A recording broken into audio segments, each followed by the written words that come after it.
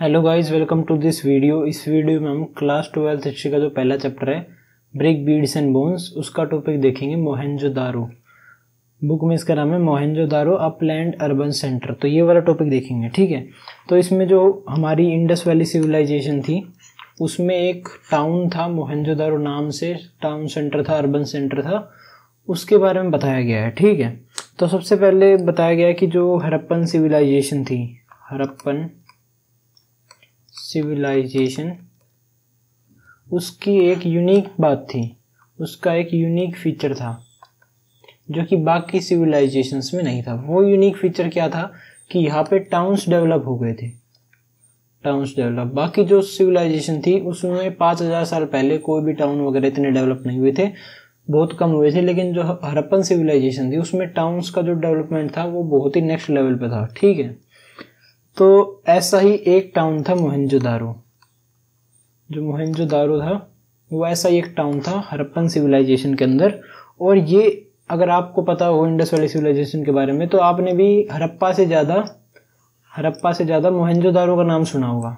आपने हड़प्पा से ज़्यादा मोहनजोदारो का नाम सुना होगा। और अगर आपने वो मूवी देखी हो ऋतिक रोशन की जो मोहनजोदारो नाम से थी, तो उसमें भी मोहनजोदारो का नाम लिया गया है, हड़प्पा का नाम नहीं लिया गया। ऐसा क्यों है? ये इसलिए क्योंकि जो मोहनजोदारो है वो ज़्यादा पॉपुलर है, मोहनजोदारो ज़्यादा पॉपुलर है। अब ज़्यादा पॉपुलर क्यों है? अब इस क्वेश्चन का जवाब कि ये मोहनजोदारो ज़्यादा पॉपुलर क्यों है वो इसी वीडियो में दिया जाएगा थोड़ा सा बाद में। पहले एक बार हम मोहनजोदारो जो है उसके बारे में जान लेते हैं, ठीक है। तो सबसे पहले मोहनजोदारो के बारे में जानते हैं। ये जो मोहनजोदारो सेटलमेंट थी, जो सिटी थी, ये 2 सेक्शंस में बटी हुई थी। जैसे मान लो ये मोहनजोदारो है पूरी, तो ये 2 हिस्सों में बटी हुई थी। अब ये कैसे क्या बटी हुई थी अब देखते हैं। तो ये मान लो मोहनजोदारो है, इसमें एक एरिया था छोटा सा और एक एरिया था बड़ा सा। लेकिन ये बड़े वाले एरिया की हाइट छोटी थी और छोटे वाले एरिया की हाइट बड़ी थी, यानी कि छोटे वाला एरिया ऊंचा था, ऐसा कह लो, ठीक है। ढंग से देखा जाए तो इस प्रकार, यानी कि एक एरिया जो था उसकी हाइट बड़ी थी, दूसरा एरिया था उसकी हाइट छोटी थी, 2 हिस्सों में बटा हुआ था मोहनजोदारो, ठीक है।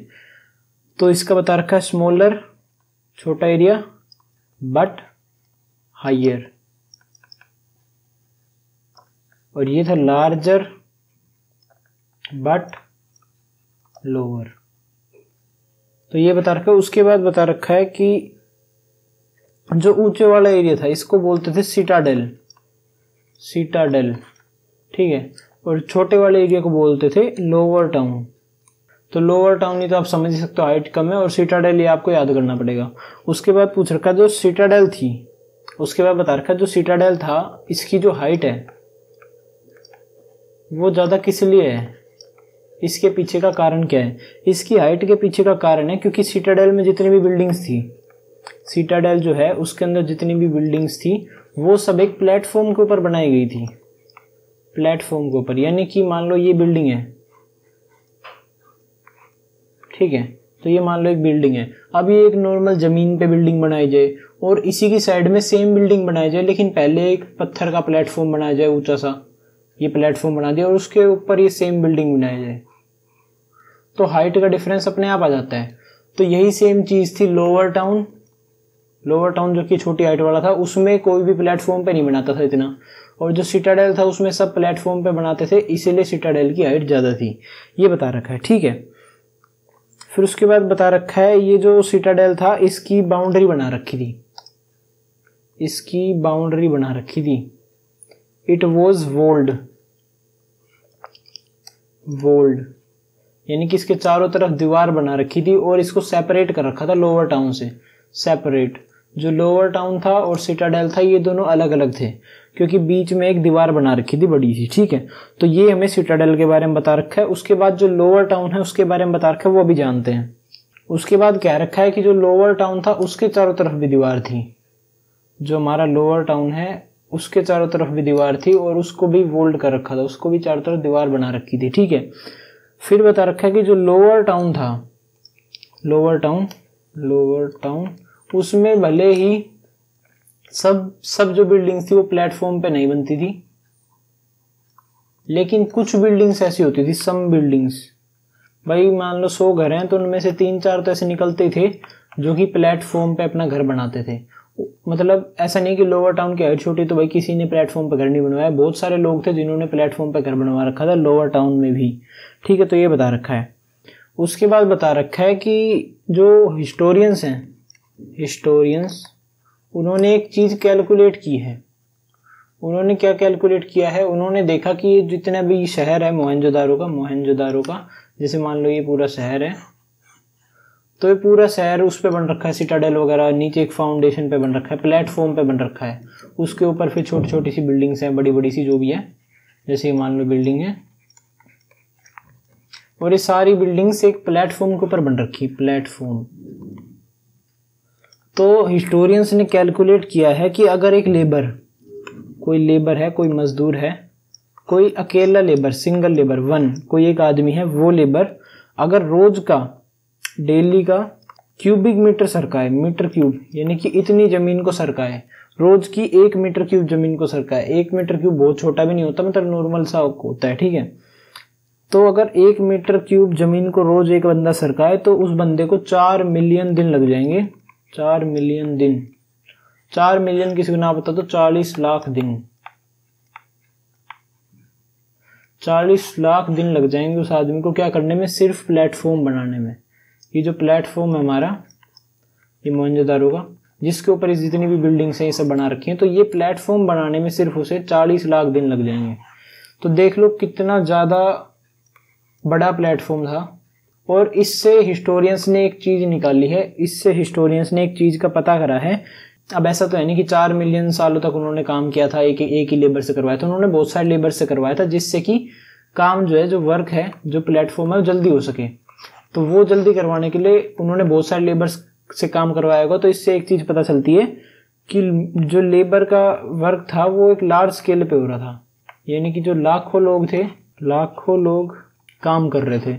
तो इससे एक तो बात ये पता चलती है कि मोबिलाइजेशन हो रहा था लेबर्स का एक बड़े स्केल पे, लेबर से एक बड़े स्केल पे काम कराया गया था, तब जाके जो इंडस वैली सिविलाइजेशन थी उसकी प्लेटफॉर्म बनी थी, और उसके बाद और भी काम हुआ था। तो ये पता चलता है इस चीज़ से। ठीक है, उसके बाद बता रखा है कि एक बार अगर प्लेटफॉर्म बन जाता था ना, तो ये मान लो प्लेटफॉर्म है हमारा, ये इतना बड़ा जो बना रखा है, ये एक जमीन से उठी हुई हाइट है और ये पूरा एरिया है।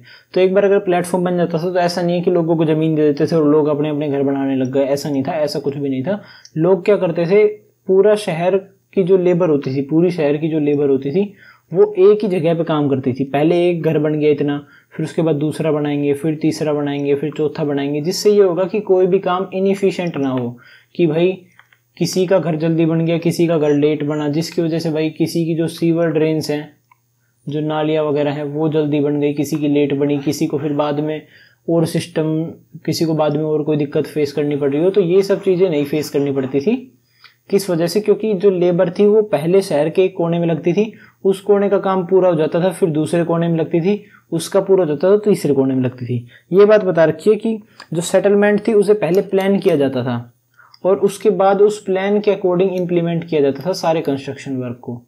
कि पहले प्लान किया गया होगा कि भाई हमने अभी प्लेटफॉर्म बना लेंगे, एक बार प्लेटफॉर्म बनाने के बाद हम इस कोने से स्टार्ट करेंगे, ये कोना बनते ही हम दूसरे कोने से स्टार्ट करेंगे, दूसरा कोना बनते ही तीसरे कोने स्टार्ट करेंगे। ये होती है प्लानिंग, कि हम पहले ये काम करेंगे, दूसरी बार ये काम करेंगे। तो इस ऐसे प्लान बनाते थे मोहनजोदारो वाले, और फिर उसके बाद उसे इम्प्लीमेंट करके पूरे शहर का कंस्ट्रक्शन किया जाता था। ठीक है, फिर बता रखा है कि प्लानिंग का एक तो सबूत ये है कि भाई कंस्ट्रक्शन इस तरीके से होता था, वो हमें आज दिखता है उधर की बिल्डिंग्स में। लेकिन एक एविडेंस प्लानिंग का क्या है? एक एविडेंस है उधर की ब्रिक्स, मोहनजोदारो की जो ईंटें हैं, ब्रिक्स। तो वो ईंट पाकिस्तान में जो मोहनजोदारो की साइड से वहाँ, अफगानिस्तान में जो मोहनजोदारो की साइड से वहाँ, गुजरात में जो साइड से वहाँ, और कश्मीर में जो साइड से वहाँ, तीनों जगह सेम है। यानी कि जो ब्रिक है, कोई भी एक ईंट है, मान लो ये रही हमारी ईंट, तो इस ईंट के कुछ डायमेंशंस होंगे कि भाई ये ईंट 4 सेंटीमीटर इधर से लंबी है, 2 सेंटीमीटर कम बता दिया मैंने, फिर भी एक बार मान लो 2 सेंटीमीटर इधर से है, 4 सेंटीमीटर इधर से है और 1.5 सेंटीमीटर इधर से है। तो ये इसके कुछ डायमेंशंस होंगे। तो अब कोई भी अनप्लान्ड चीज़ होगी ना, मतलब किसी भी चीज़ का प्लान नहीं किया गया होगा, तो वहाँ पे जो अगर ब्रिक्स होंगी उनकी जो लेंथ होगी वो अलग अलग होगी। मान लो एक ईंट इतनी की है तो दूसरी ईंट अलग मिलेगी, ये दूसरी ईंट थोड़ी छोटी मिलेगी, तीसरी ईंट मान लो कोई बड़ी ईंट बन गई तो वो बड़ी मिलेगी। लेकिन मोहनजोदारो में क्या था, जो पूरा इंडस वैली सिविलाइजेशन का एरिया था उसमें हर जगह जो ब्रिक साइज था वो सेम था।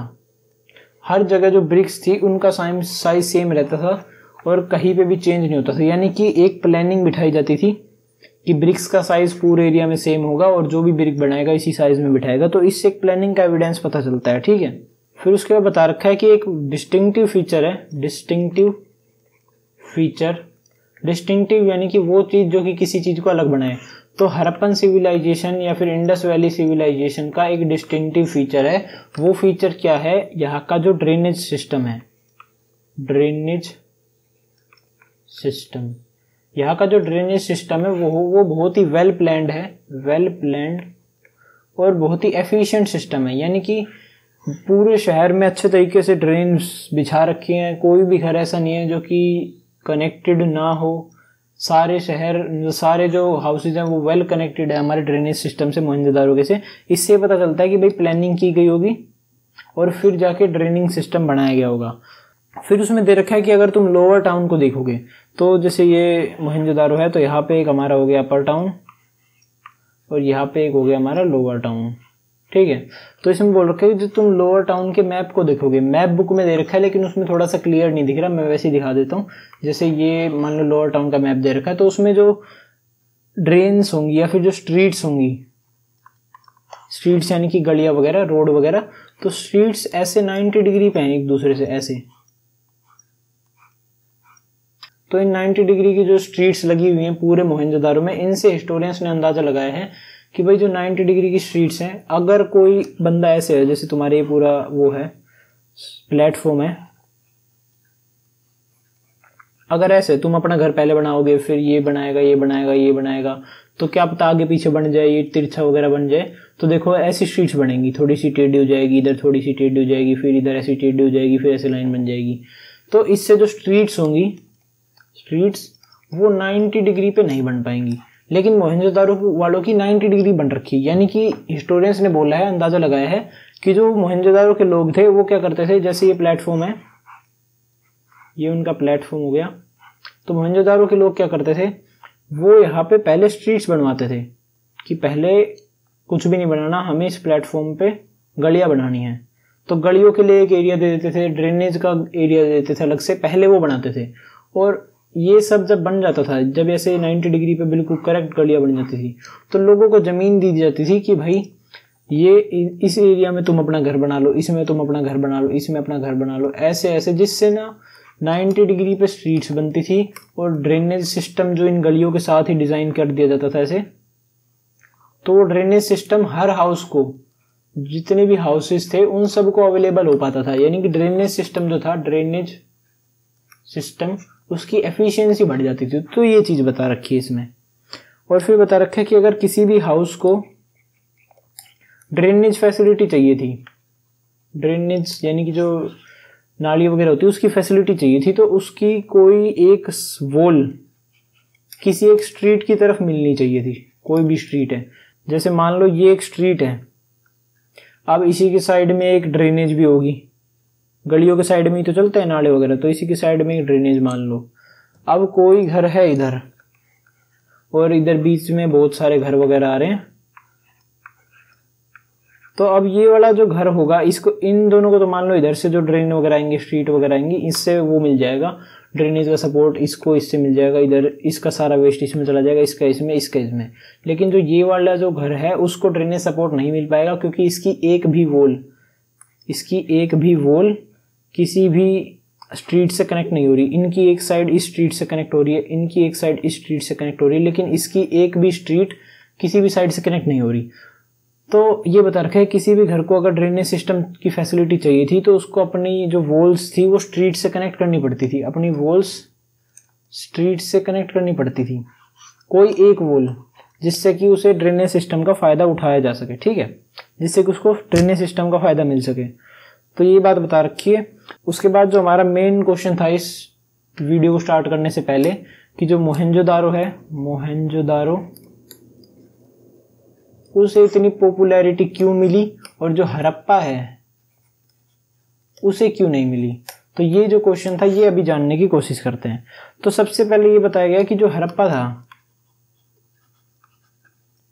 हड़प्पा पहली साइट थी डिस्कवर होने की। सबसे पहले जो सिटी डिस्कवर हुई थी इंडस वैली सिविलाइजेशन की, वो हड़प्पा थी।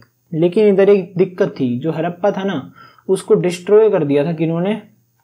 उसको डिस्ट्रॉय कर दिया था ब्रिक रोबर्स ने।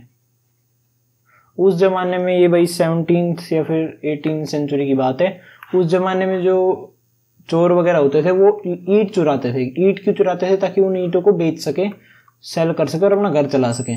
तो हड़प्पा जो पूरी सिटी थी वो, तो उस पूरी सिटी में बहुत सारी ईंटें थी, बहुत बड़े बड़े घर थे, बहुत बड़ी बड़ी बिल्डिंग्स थी, 5-5 हजार साल पुरानी, बहुत मजबूत ईंट्स थी, बहुत मजबूत ब्रिक्स थी। तो इन ब्रिक्स को जो रोबर्स होते थे, जो चोर लुटेरे होते थे, वो इन ब्रिक्स को चुरा लेते थे और जाके ब्लैक मार्केट में या फिर नॉर्मल मार्केट में जाके बेच देते थे।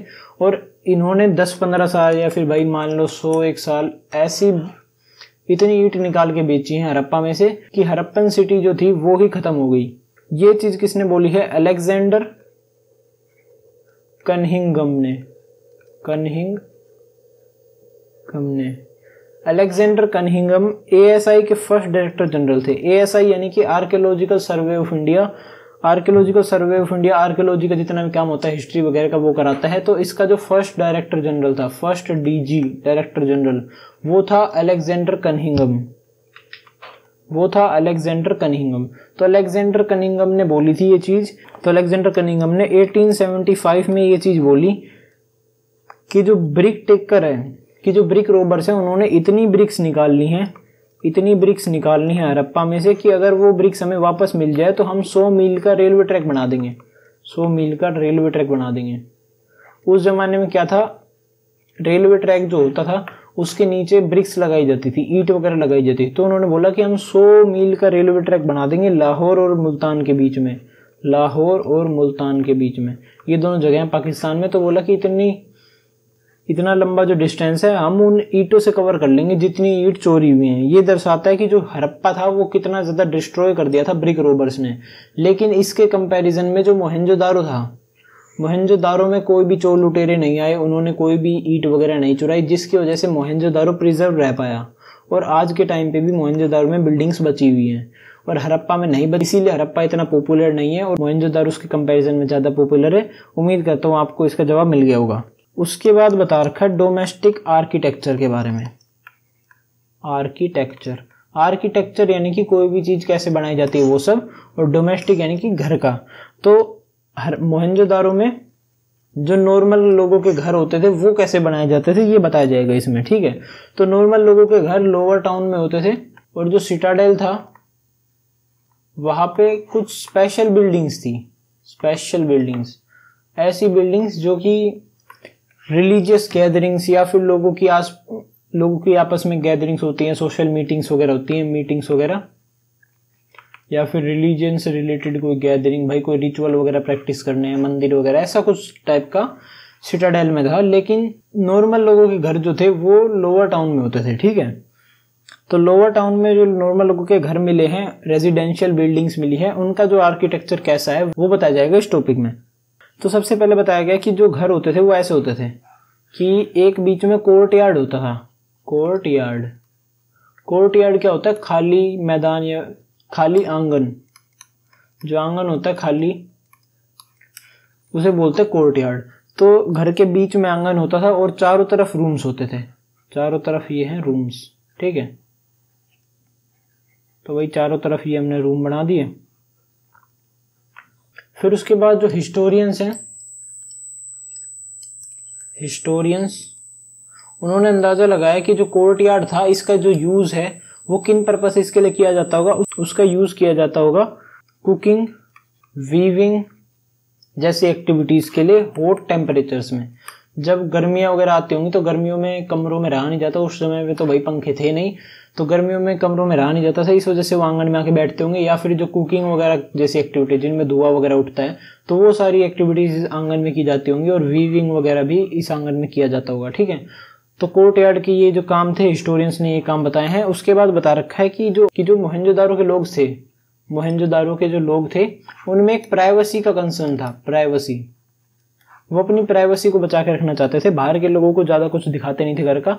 ये चीज़ें हमें कैसे पता चली हैं, क्योंकि जो दीवारें हैं वॉल्स, अब नॉर्मल एक घर है, मान लो ये है 2 फ्लोर का घर, तो नॉर्मल किसी भी घर में खिड़की होती है जिससे हम घर के अंदर का देख सकते हैं, लेकिन आजकल के लोग पर्दे लगाते हैं ताकि ना देख पाए कोई बाहर का, ठीक है।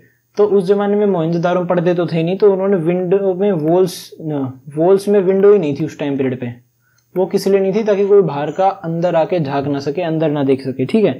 तो ये एक प्राइवेसी का कंसर्न दिखाता है। उसके अलावा क्या था, जो मेन एंट्रेंस होता था घर का, मेन गेट, जैसे मान लो ये गेट है, तो मेन गेट से नॉर्मल घरों में क्या होता है, तुम्हारी डायरेक्ट एंट्री हो जाती है जो मेन घर है उसके अंदर।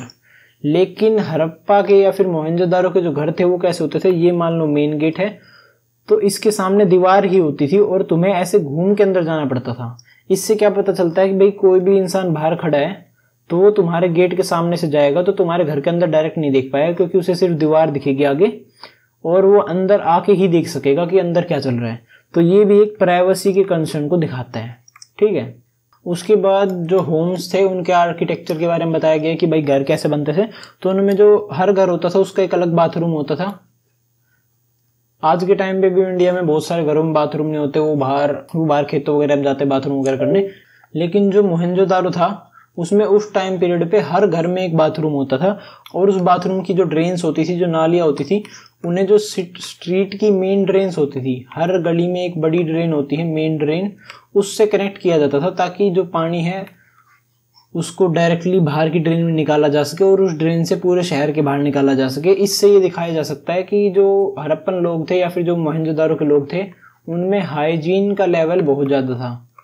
तो ये देखा जा सकता है किस चीज़ से, कि उनके घरों में बाथरूम होता था, फिर उस बाथरूम की जो ड्रेन्स होती थी वो सिटी की जो मेन ड्रेन्स होती है उनसे कनेक्टेड थी, वेल कनेक्टेड थी हर घर की। इससे एक हाइजीन देखा जा सकता है कि उन लोगों का कितना नेक्स्ट लेवल का रहा होगा, ठीक है। उसके बाद बता रखा है कि घरों में स्टेयर केसेस भी थी।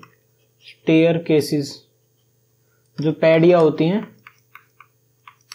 पैडी, तो हर घर में पैडियाँ भी थी ताकि वो ऊपर वाली बिल्डिंग पे चढ़ सकें, ताकि वो ऊपर वाली जो स्टोरी है, ऊपर वाली जो मंजिल है उस पे जाके चढ़ सकें। लेकिन जो हड़प्पन सिविलाइजेशन है फिर मोहनजोदारो सिविलाइजेशन है, मोहनजोदारो है, उसमें सेकंड फ्लोर नहीं मिला है बहुत सारे घरों का, हमें सिर्फ पैडियाँ मिली हैं। तो इससे हिस्टोरियंस ने अंदाजा लगाया कि जो सेकंड फ्लोर की जो ब्रिक्स हैं वो भाई टाइम के साथ डिकम्पोज हो गई होंगी या फिर चोरी हो गई होंगी, कोई भी चीज़ हो गई होगी, हमें सिर्फ स्टेयर केसेस मिली हैं। इससे ही हमने अंदाज़ा लगा लिया कि भाई पैडी किस लिए होंगी किसी भी घर में, ताकि हम सेकंड स्टोरी या फिर सेकंड मंजिल पर चढ़ सके। ऐसे तो यानी कोई मजे के लिए पैडियाँ बना रहा है, तो हमने पैडियों से ही अंदाज़ा लगा लिया कि भाई सेकंड फ्लोर भी रहा होगा मोहनजोदारो में, ठीक है। उसके बाद बता रखा है कि घरों में वेल्स भी थे, घरों में कुएं भी थे पानी पीने के लिए। और उन्होंने बताया कि ये जो कुएं थे, ऐसा नहीं है कि जो घर है इसके बीचों बीच में कोई कुआं है जिससे सिर्फ घर वाले लोग पानी पी सकते हैं। वो कुआं एक ऐसे कमरे में होता था, जैसे मान लो ये घर है किसी का, तो वो कुआं इस कोने में होता था बिल्कुल, ताकि कोई बाहर का गली वाला आके वो भी जाके पी सके और फिर अपने जा सके। तो वो दिखाते हैं कि हड़प्पन जो लोग थे उनका कितना ज़्यादा कंसर्न था वेलफेयर पे, कितना ज़्यादा भला करना चाहते थे वो लोग कि भाई कोई बाहर से आ रहा है पैसा आदमी तो वो भी हमारे कुएं में से आके पानी पी सके। ऐसा नहीं है कि घर के बीच में कुआं लगा लिया सिर्फ घर वाले ही पी सके पानी। वो बिल्कुल घर के कोने में लगाते थे और उसका गेट खुला रखते थे ताकि कोई भी आए और आके बाहर के बाहर पानी पी के चला जाए, ठीक है। फिर उसके बाद हिस्टोरियंस ने बोला है कि हड़प्पा या फिर मोहनजोदारो जो सिटी है उसमें कम से कम 700 कुएं के एविडेंस मिले हैं, 700 वेल्स मिले हैं उधर, 700 वेल्स के एविडेंस मिले हैं, ठीक है। और ये एक बहुत बड़ा नंबर है, आप अपने गांव से ही लगा सकते हो अंदाजा। किसी भी गांव में कितने कुएं होते हैं, ज्यादा 100 से ज्यादा किसी भी गांव में नहीं मिलेंगे, 10 से ज्यादा मुश्किल से मिलते हैं। और मोहनजोदारो में उस जमाने में 5000 साल पहले 700 से ज्यादा कुएं मिल गए, यानी कि देख सकते हो मोहनजोदारो कितना ज्यादा डेवलप्ड था। ये इस चैप्टर में दिखाने की कोशिश की गई है। फिर उसके बाद सिटाडेल के बारे में दे रखा है। सिटाडेल यानी कि जो अपर हाउस था या फिर जो मोहनजोदारो था उसमें एक जो सेटलमेंट थी वो थोड़ी ऊंची थी और दूसरी सेटलमेंट थोड़ी नीची थी, लेकिन बड़ी थी। तो ये छोटी वाली थी जिसकी हाइट बड़ी थी, इसको बोलते थे सिटाडेल। इसकी हाइट किस लिए बड़ी थी, क्योंकि इसमें वही प्लेटफॉर्म्स वगैरह लगा रखे थे हर एक आदमी ने हर एक एरिया में, जिसकी वजह से हाइट ऑब्वियसली बड़ी हो जाती थी। और इसमें प्लेटफॉर्म नेसेसरी नहीं थे, कोई लोग लगा के रखते थे, कोई नहीं लगाते थे, ठीक है।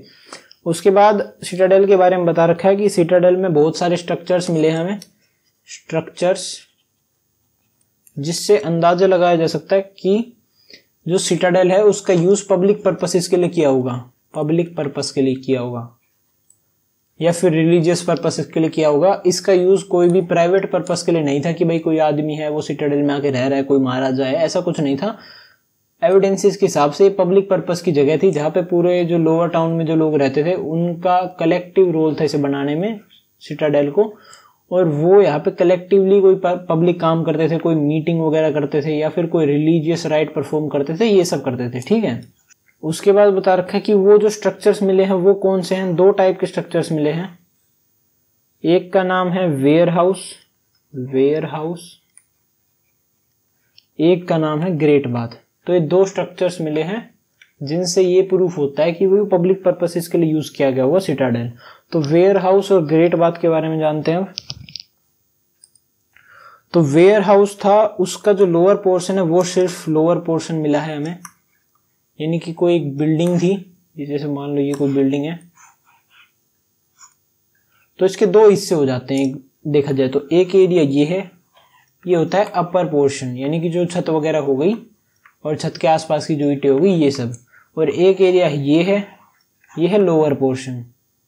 तो जो वेयर हाउस है जो कि सिटाडेल में मिला गया है उसका सिर्फ लोअर पोर्शन मिला है, अपर पोर्शन नहीं मिला है।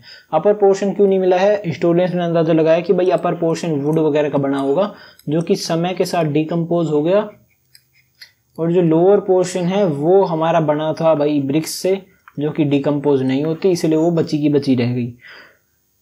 तो एक तो ये है, और इसका लोगों ने अंदाजा लगाया, हिस्टोरियंस ने अंदाजा लगाया कि भाई यहाँ पे क्या चीज रखी जाती होगी, यहाँ पे अनाज वगैरह की बोरी वगैरह रखी जाती होंगी भाई बहुत सारी, पूरे शहर में जितना ही प्रोडक्शन होगा वो सारा रखा जाता होगा, या फिर कोई कमोडिटी प्रोड्यूस करते होंगे वो कमोडिटी रख देते होंगे, यानी कि गैराज का काम करता था एक टाइप से, ठीक है।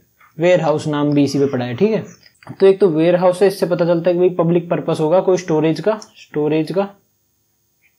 उसके बाद अब ग्रेट बाथ को देखते हैं। ग्रेट बाथ में बता रखा है कि एक रेक्टेंगुलर टैंक था, एक रेक्टेंगुलर टैंक था, रेक्टेंगुलर टैंक। इस रेक्टेंगुलर टैंक यानी कि स्विमिंग पूल टाइप का समझ लो, इसको चारों तरफ से ईंटों से सराउंड कर रखा था भाई, ईंट लगा रखी थी चारों तरफ। फिर इसके चारों तरफ एक कॉरिडोर होता था, कॉरिडोर, इसके चारों तरफ एक कॉरिडोर टाइप का होता था जिसमें लोग घूमते थे। जैसे स्विमिंग पूल में चारों तरफ एक घूमने का एरिया होता है छोटा सा, ताकि कोई भी इधर घूम सके और फिर उसके बाद स्विमिंग वगैरह कर सके, तो ये सब तो कॉरिडोर होता था। और उसके बाद ये वाटर टाइट होता था, वाटर टाइट, यानी कि इसके अंदर एक बार पानी डाल दिया तो वो ग्राउंड में एब्जॉर्ब नहीं होता था। जैसे कि आप तालाब वगैरह में देखोगे, वहां पर अगर आप पानी डाल दोगे तो ग्राउंड एब्जॉर्ब कर लेता है। लेकिन जो रेक्टेंगुलर टैंक था ये, इसमें जिप्सम लगा रखा था, जिप्सम, और उसके ब्रिक्स भी लगा रखी थी, ब्रिक्स के बीच में जिप्सम लगा रखा था, जिसकी वजह से जो वाटर था वो ग्राउंड में एब्जॉर्ब नहीं हो पाता था, यानी कि वाटर टाइट बना रखा था इस टैंक को। जैसे कि आज के टाइम पे जो स्विमिंग पूल वगैरह होते हैं, स्विमिंग पूल वगैरह वो होते हैं, उनमें एक बार अगर आप पानी डाल दो, जो टाइल्स वगैरह लगी होती हैं, सीमेंट वगैरह लगी होती है, जिस वजह से जो पानी होता है वो अंदर जमीन के अंदर नहीं जा पाता और स्विमिंग पूल में रहता है। तो वैसी ही फैसिलिटीज रेक्टेंगुलर टैंक में थी कि पानी अंदर नहीं जा पाता था, ठीक है। उसके बाद बता रखी जो नॉर्थ साइड थी, नॉर्थ और एक साउथ, तो साउथ साइड और नॉर्थ साइड में पैडिया थी, जैसे मान लो पैडिया हो गई, स्टेयर केसेस, ताकि कोई भी बंदा नीचे उतर सके पानी में। तो इन पैडियों के सारे वो बंदे यहाँ से ऊपर से नीचे उतरते थे पानी में, ठीक है। उसके बाद बता रखा है कि जो रेक्टेंगुलर टैंक था इसमें पानी भी तो आता हो कहीं से। अब इसमें तो वाटर डालोगे, ऐसे तो है नहीं कि बाल्टी से लग रहे हैं आदमी पानी भरने, तो बाल्टी से नहीं भरते थे। एक ड्रेन थी, एक नाली टाइप की बना रखी थी भाई, यहाँ पे कोई कुआं था, ये कोई कुआं है, और उस कुएं से एक नाली निकाल दी इन्होंने, ये मान लो नाली है, एक नाली निकाल दी और वो सीधी रेक्टेंगुलर टैंक में जोड़ दी। तो अब जो भी पानी होता है, ये कुएं के अंदर है पानी, और ये पानी निकल के आता था सीधा रेक्टेंगुलर टैंक में, और रेक्टेंगुलर टैंक में पानी भर जाता था, ठीक है। तो ये चीज बताई गई है। उसके बाद बता रखा है कि एक लाइन जाती थी ऐसे नॉर्थ साइड में, ये कॉरिडोर मान लो, ये कॉरिडोर की लाइन मान लो, ये कॉरिडोर है जो लाल रंग का, इसी कॉरिडोर की एक लाइन जाती थी ऐसे नॉर्थ साइड में, ये हमारी नॉर्थ साइड है, और इसकी दोनों तरफ बाथरूम्स होते थे, 1 2 3 4, 1 2 3 4, तो इसके चारों तरफ 4 बाथरूम होते थे, टोटल 8 बाथरूम होते थे, और बीच में ये हमारा कॉरिडोर होता था, और इन बाथरूम से जो वो निकलती थी, जितना भी वाटर निकलता था, उन वाटर को ड्रेन्स में कनेक्ट किया जाता था। हर कॉरिडोर के चारों तरफ एक ड्रेन थी, मान लो ये वाली ड्रेन है कोई, ये ड्रेन है चारों तरफ, और इस ड्रेन में कनेक्ट किया जाता था, ये ड्रेन ऐसे जा रही है, तो इस ड्रेन में कनेक्ट किया जाता था हर बाथरूम की एक ड्रेन को, ताकि कोई भी पानी ऐसे ही खुला ना निकल सके और हाइजीन वगैरह खराब ना हो लोगों का। तो इससे दिखाया जा सकता है कि भाई लोग कितने हाइजीनिक थे मोहनजोदारो के, और कितने ज़्यादा डेवलप थे कि भाई इतना अच्छा रेक्टेंगुलर टैंक था, फिर उसको वाटर टाइट बना रखा था जिप्सम और ब्रिक्स की मदद से, फिर उसके बाद ड्रेन से जोड़ रखा था आसपास के कुओं से ताकि पानी भी आ सके, उसके बाद बाथरूम्स की सुविधा भी थी, और ये बाथरूम्स एक दूसरे के अपोजिट फेस में थे, ऐसा नहीं है कि एक दूसरे की तरफ ही मुंह हो, ताकि प्राइवेसी भी मेंटेन की जा सके। ये दिखाता है कि मोहनजोदारो कितना डेवलप था उस टाइम पीरियड पे। और इन सब चीज़ों को देख के कि भाई रेक्टेंगुलर टैंक है, इसमें इतना सारा कॉरिडोर है, इतनी ड्रेन्स हैं, इसमें इतने सारे बाथरूम हैं, ये सब चीज़ें किसी एक पर्सन के लिए हो, किसी एक बंदे का घर हो और उसमें ये सब चीज़ें हो, ऐसा पॉसिबल नहीं था उस टाइम पीरियड पे।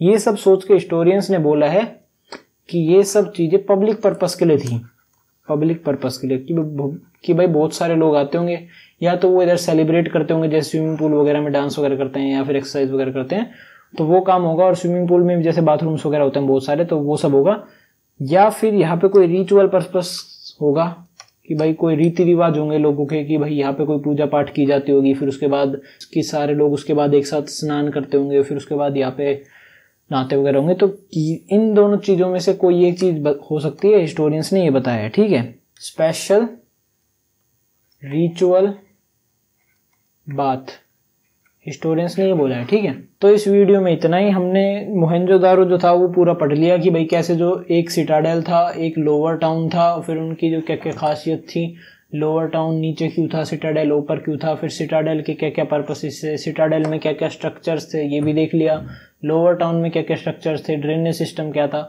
और बाकी जितनी भी चीज़ें थी इस टॉपिक में वो सब मैंने करा दी। अगर आपको वीडियो अच्छी लगी हो तो लाइक से सब्सक्राइब कर देना। Thank you.